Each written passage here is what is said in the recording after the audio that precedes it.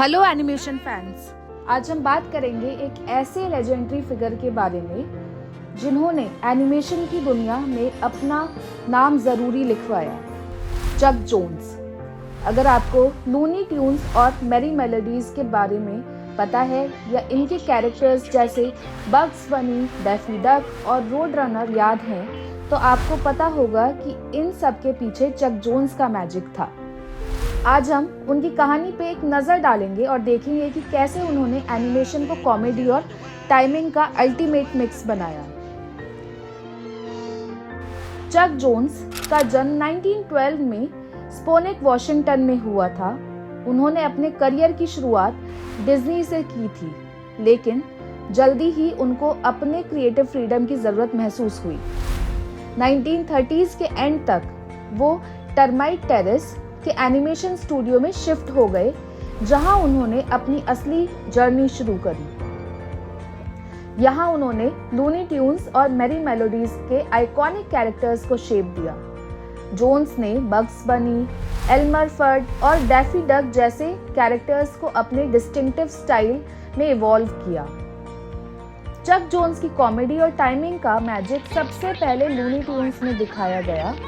उन्होंने एनिमेशन को सिर्फ विजुअल स्टोरी टेलिंग तक लिमिटेड नहीं रखा, बल्कि उसमें विट, ह्यूमर और कैरेक्टर ड्रिवन कॉमेडी भी डाली।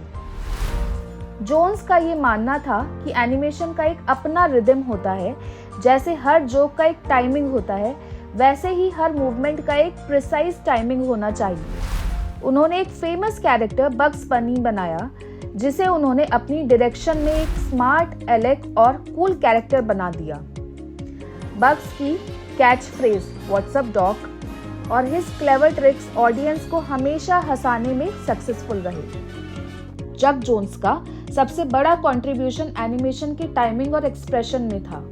उन्होंने एनिमेशन में एग्जैजरेटेड मूवमेंट्स और इमोशनल एक्सप्रेशन का यूज करके कैरेक्टर्स को जिंदगी दे दी। उनका मानना था, you can animate anything, but it doesn't have the right timing, it won't be funny.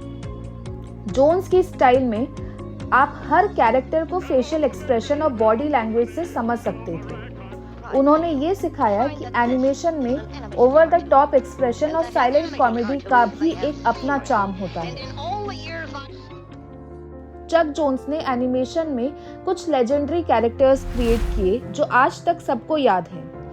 Bugs बनी, रोड रनर और मार्विन द मार्शियन, ये सब कैरेक्टर्स जोन की क्रिएटिविटी का रिजल्ट हैं।